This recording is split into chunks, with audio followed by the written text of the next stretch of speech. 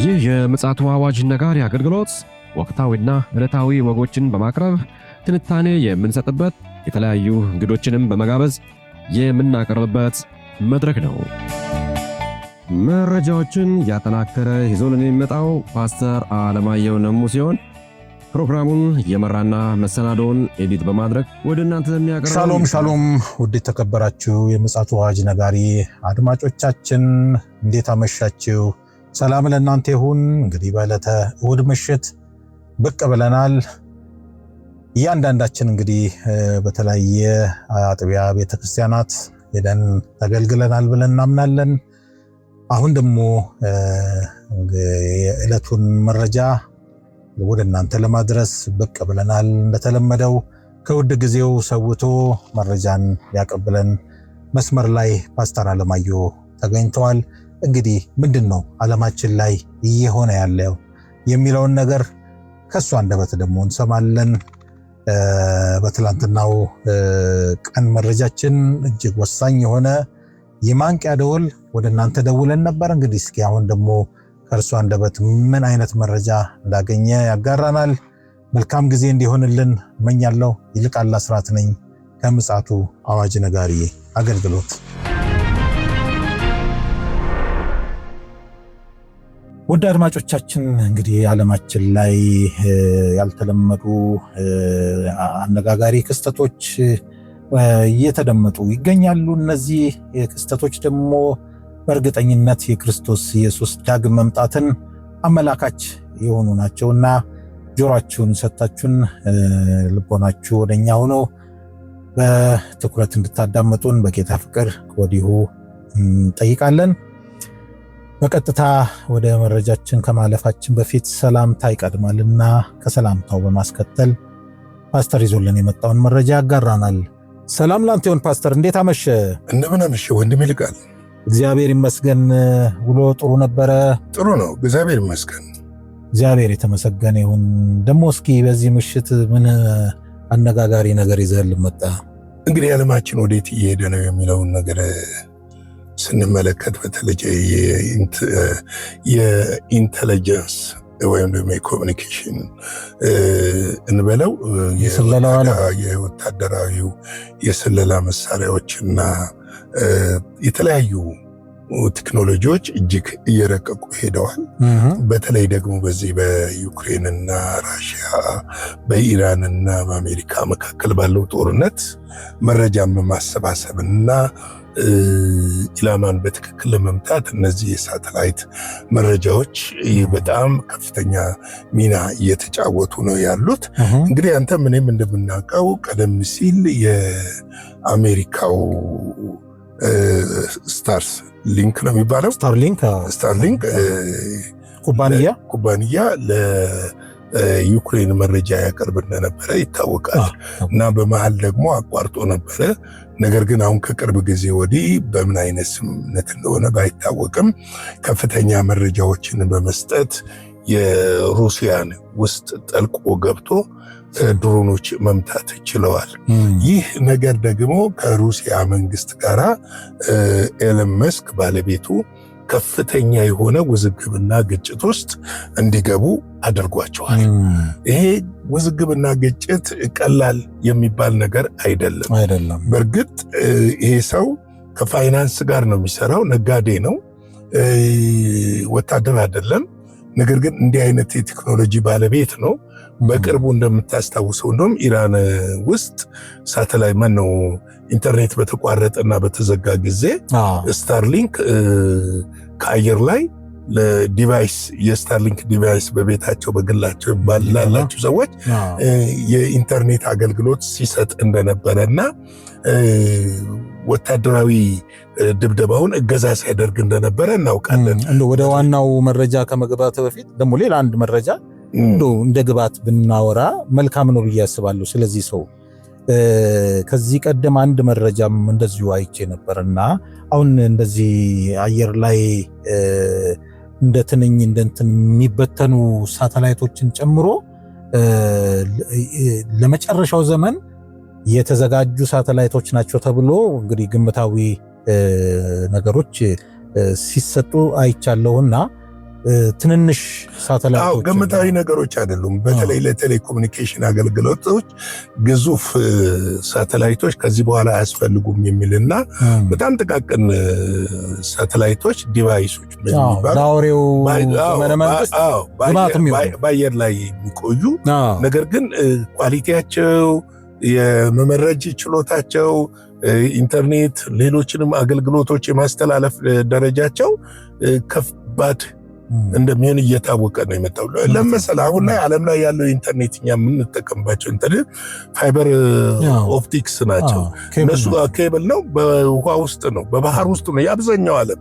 እሱን እየቀየረ የሚመጣ ቴክኖሎጂ ነው እየተከሰተ ያለውና ነገር ግን ምን መሰለ እነዚህን ቴክኖሎጂ ኤለን መስክ ለወታደራዊ አገልግሎት አውሏቸዋል ነው አሁን የራሻ ከስ እንግዲህ ስታርሊንክ እንቅስቃሴዎቹን ላይ ጣልቃ እየገባ ነው ያሉበት ምክንያት እንዲያስረዳ ለኤለን መስክ የ48 ሰዓት ጊዜ ገደብ ከተሰጠው ትዕግስታችን አትፈታተን የሚል ማስጠንቀቂያ ከቀረበለት በኋላ ቢሊዮነሩ አሻፈረኝ ብሏል።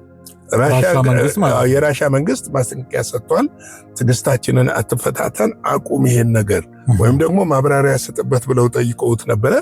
እስካሁን ማብራሪያ አልሰጠብም፣ አላቆመም። ትዕግስታችንን አትፈታተን የሚለውን ነገር ነው ያነሳው። እንግዲህ መስክ ለቀረበበት ማስጠንቀቂያ በሰጠው ቀጥተኛ ያልተጠበቀ ምላሽ ወንድሜ ከመጸዳጃ ቤት ቁጭ ብዬ በስልኬ ብቻ የሀገራችሁን ሙሉ ጂፒኤስ ስርዓት መቆጣጠር እችላለሁ በማለት መልስ ሰጥቷል ይላል ለፑቲን። ይሄ ከባድ መልስ ነው። አንድ ግለሰብ እንግዲህ ከአንድ ሀያል ሀገር ጋር ግጥሚያ ማለት ነው። ፍርሃት አለኝ። ምን ይሆን እስኪ ፍርሃት የለና ሀገር ኬጂቢ ሊያስወግደው ይችላል። እንደው ከዛ በፊት ልክ ነው ግምታዊ ነገር ሊኖር ይችላል። እሱ ደግሞ ከአሜሪካን ጋር ሌላ ፍጥጫ ውስጥ ሊገባ ይችላል። ይኸውልህ አንድ ነገር በጣም ሲአይኤ ውስጥ ኬጂቢ አለ ይኖራል። እሱ ኬጂቢ ውስጥ ሲአይኤ አለ። ሞሳድ ውስጥ ኬጂቢ አለ። ሞሳድ ውስጥ ሲአይኤ አለ። የሌለበት የለም። ሞሳድ በሁለቱም እሱ ኤኤም ነው ኤአይኤም የሚባለው የአሜሪካው የእንግላንዱ እሱ ውስጥ አሉ። ይኸውልህ ዱአል የተለመደ በኢንተለጀንስ ዓለም ደብል ፌስ እንበለው እንዲገባቸው ደብል ፌስ የተለመደ ነው በኢንተለጀንሱ ዓለም። አሁን ኢንተለጀንሱ ረቆ ኤሌክትሮኒክስም ቢሆን በኤሌክትሮኒክስም ደረጃም ቢሆን ራሽያን ምታማት አይደለችም። አይደለም። ለምን መሰለህ ሰሞኑን እንደውም እኛ አልዘገብነውም እንጂ የዋሽንግተንና የኒውዮርክ የተለያዩ የአሜሪካ ከተሞች የውሃ መቆጣጠሪያ ጣቢያዎች ሀክ ተደርገው ነበር። ሊደረግ ይችላል። ሀክ ተደርገው ሚዲያ ላይ አልዘገብነውም። ሀክ ተደርገው ነበር እና ከፍተኛ ጥርጣሬያቸው ሁለት ነው፣ ወይ ኢራን ወይ ሩሲያ ነው ያሉት። ከሩሲያ ውጪ ኢራኖችም ከባዶች ናቸው። ግን ከነሱ ጀርባ የምትንቀው ለመናቅ ሳይሆን ይሄ ቴክኖሎጂ ከመጣ በኋላ የምትንቀው የለም። እንደውም እኮ ብዙ ጊዜ ግዙፍ ነኝ ኃያል ነኝ የሚሉ ሀገሮች ሳያውቁ ተቀድመዋል። በዚህ በቴክኖሎጂ በተለይ የማጠረጥራቸው ትንንሽ ሀገሮች በምን ጠረጥራቸዋለን? እውነት ነው። በምንም አጠረጥራቸው እውነት ነው። እንዴት ጠረጥራቸዋለን? ትንንሽ ሀገሮች እኮ አሁን እየሰሩ ያሉት ቴክኖሎጂ እያመረቱ ያሉት መሳሪያዎች ስትመለከት አጃይብ የሚያስብል ነው፣ ያስደነግጣል። እንደው ፓስተር ልክ ነህ፣ በጣም እቀበላለሁ። አንተ ቆይ ታይላንድን ድሮን ታመርታለች ብለህ ዘመናዊ ድሮን ታመርታለች ብለህ ትጠረጥራለህ? እኔ ታይላንድ አይደለም ኢትዮጵያም እኮ እያመረተች ነው። ኢትዮጵያ እንደምታመርት እናውቃለን። ኢትዮጵያ ካለባትም ችግር ዙሪያም ካለ ጠላት ነው። እነ ታይላንድ እኮ ጠላት የለባቸው። ምናልባት ታይላንድ ጠላት የምትለው ካምቦዲያን ነው። የምትዋጋው ከካምቦዲያ ጉብዝ ግን እጅግ ዘመናዊ የረቀቀ የድሮን ቴክኖሎጂ አምርታ አውጥታለች። ስለዚህ ነው እኔ አሁን ለዓለም ላይ እቹ ትንሽ ደሴት ኮነች የምትባል ሀገር አልንቅም። ምን እንደሚሰሩ አታውቅም። እኔ ይኸውልህ ፓስተርዬ፣ እኔ በጣም ምን እንዳስተዋልኩ ታውቃለህ? ቅድምም እያወራን ነበርና እንደው ይሄ ነገር አጋጣሚ ነው ብዙዎቹ ሲዘግቡት አላስተዋልኩም እና እንደው ድንገት ነው ይሄ ነገር እንደው እንዴት ሊገጣጠም ቻለ ብዬ አሰብኩኝና ባለፈው ሳምንት ውስጥ ወይ ደግሞ 15 ቀን ውስጥ እንደሚታወቀው ናታንያሁ አሜሪካ ነበሩ። አዎ አሜሪካ በነበሩበት ሰዓት ገና እንደገቡ ሚዲያዎች ያሳዩት ከዩክሬኑ ፕሬዝዳንት ዘለንስኪ ጋር ሩቅ ሆነው ሲያወሩ ምን ሲሉ ነበረ የተመለከትነውና እኚህ ሰውዬ ደግሞ ዩክሬናዊ ይሁኑ እንጂ በደም አይሁዳዊ ናቸው ዘለንስኪ። ከዛ ደግሞ እንደዚሁ ወደ መምጫ ሰዓታቸው ደግሞ እንዲሁ ኤለን መስክ ጋር ተገኝተዋል። ናታንያሁ ጎብኝተዋል። የቴስላን ካምፓኒ እንዲሁም ኤሌክትሪክ መኪና ሁሉ ተበርክቶላቸዋል ይመስለኛል። በጣም ዘመናዊ። እኔ ምንድነው ልልህ የፈለግኩት ይሄም ሰውዬ አይሁዳዊ ነው ተብሎም ይጠረጠራል ኤሎን ማስክ እና እንዴት ይሄ ነገር ምክንያቱም ይሄ አሁን አንተ ያነሳው መረጃ ከዚህ በኋላ የመጣ ነው። አዎ ምንድነው መሰለህ አንድ ማወቅ ያለብህ ሩሲያ ኢራንን እየረዳች ነው። መረጃ እየሰጠች ነው።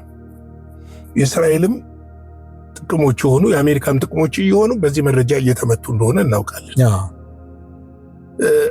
እስራኤል ደፍራ ከራሽያ ጋር ሰፋጣ ውስጥ መግባት አትፈልግም። ነገር ግን ምን ታደርጋለች? በስተጀርባ የጠላት ወዳጄ ነው በሚለውን ቢል ኢትዮጵያዊ ቢል ተጠቅማ በዩክሬን በኩል ራሽያ ማዳከም ትፈልጋለች። ልክ ነው። ገብቶሃል? ኤለን መስክ መረጃ በመስጠት ለዩክሬን አሁንም ትልቅ ሚና እየተጫወተ እንደሆነ እናውቃለን። ስለዚህ ይሄንን ነው አሁን ላይ ይህ የድፍረት የተቀላቀለበት ያልተጠበቀ ምላሽ ባለሀብቱ ላይ ምን መዘዝ ይዞበት እንደሚመጣ ወደፊት የምናይ ቢሆንም አንዳንዶች ግን ፑቲን ሚሳኤል እንዳይተኮስበት ፈርተናል በማለት ተሳልቀዋል ይላል። መሳለቅና እርስ በርስ እየተሳለቁ ነው። ሌላ አንድ መረጃ ልጀምርልህና የዛሬው የእሑድ ማምሻችንን እናብቃ። ግን ይሄ በጣም ነው እየገረመኝና ጆርዳን ከፍተኛ ሰላማዊ ሰልፍ ተደርጓል። ዮርዳኖስ ውስጥ ማለት ነው። ይሄ የተደረገው ሰላማዊ ሰልፍ የአሜሪካ ሀገራት ወይም ደግሞ ሀገራት ወታደሮች እንዲወጡ የሚጠይቅ የህዝብ ጫና ገጥሟቸዋል ንጉሱ። ምናልባትም ደግሞ ይሄ ጫና ወደፊት እንዳይስፋፋ እየተፈራ ነው ያለው። በአረቡ ዓለም ወደ ታችም እንዳይወርድ እየተፈራ ነው ያለውና እንግዲህ በዮርዳኖስ የሚገኙ የፖለቲካና የማህበራዊ መሪዎች የአሜሪካ ጦር ከሀገር እንዲወጣና ወታደራዊ ትብብር ስምምነቱ እንዲሰረዝ ጥሪ አቀረቡ ይላል። ሚድል ኢስት ሞኒተር እንደዘገበው በአማን የተከሰተው ህዝባዊ ተቃውሞና ጫና እየጨመረ መምጣቱ የዮርዳኖስን መንግስት አስፈርቶታል ይላል። እንግዲህ ይህ በዮርዳን መንግስት ላይ የቀረበው የህዝብ ጥሪ በቀጠናው እየጨመረ የመጣውን አሜሪካ ተቃውሞ ስሜት የሚያሳይ ሲሆን የዮርዳኖስ የውጭ ፖሊሲና ከአሜሪካ ጋር ያላትን ወታደራዊ ትብብር ሊፈታተን እንደሚችል እርምጃው አመልክቷል የሚል ነው። ምናልባትም ይህ ሰደድ ወደ ሌሎቹ የአረብ ሀገሮች የአሜሪካ የጦር ቤዝ ወዳለባቸው የአረብ ሀገሮች እንዳይዛመትና ሌላ አብዮት እንዳያስከስት ፍርሃት እየጨመረ መምጣቱን የሚያመለክት ነው። እንግዲህ የሚገርምህ ከአረቡ ዓለም አሁን ግዙፍ ወታደራዊ ጦር ቤዝ ያላትና ወታደር ያሉባቸው ጆርዳን ነች። ጆርዳን ከድሮም ጀምሮ የአሜሪካ ሸሪክ ነች። ከመቼ ጀምሮ ስንል ከስድስቱ ቀን ጦርነት በኋላ ስምምነት ጀምሮ ትልቅ ሸሪክ እንደሆነች ይታወቃል እንጂ ጠላት ነበር። ነገር ግን ይህ እንቅስቃሴ ለምንድን ነው አሁን የተጀመረው? በምን ምክንያት ነው ይህ እንቅስቃሴ የመጣው የሚለውን እያመለከተ ነው ያለው። እንግዲህ ሌላው እዚህ ጋር አንድ ነገር እንጨምርና እንዝለል። ምዕራባውያን ያላቻ ጋብቻ ያሉት የአረቡ ስምምነት እየተሳለቁበት ነው ያለው። እንግዲህ ወደፊት በደንብ በትንታኔ እንመጣለን።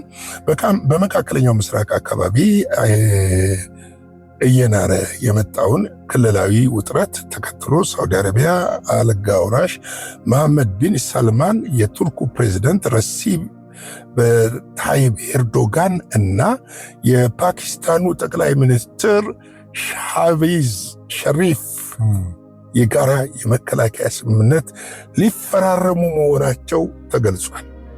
እንግዲህ ከሳውዲ ወታደራዊ አካላት ጋር ቅርበት ያለው ምንጭ ለፈረንሳይ የዜና ወኪል እንደገለጸው የሶስት ሀገራት መሪዎች ይህንን ታሪካዊ ስምምነት በጅዳ ከተማ በዕለተ አርብ የሚፈራረሙ መሆኑ ታውቋል። ያ ራሱ አንድ ምልክት አርብ ዕለት ነው። እንግዲህ ይህንን ስትመለከት ምንድነው የምታስበው?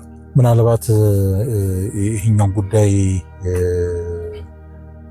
እንዳለ ሆኖ የዚህ የዮርዳኖሱ ጉዳይ ምናልባት ከመቅደሱ ጋር በተያያዘ ሊሆን ይችላል ብዬ የኔ ግምታዊ ልክ ነህ። እሱም አለበት። አሁን ላይ ምንድነው በምን በዛ እንዳልኩት አዎ ምንድነው አሁን ጆርዳን እየተመታች ነው ከኢራን ጋር ደግሞ ድንበር ትጋራለች።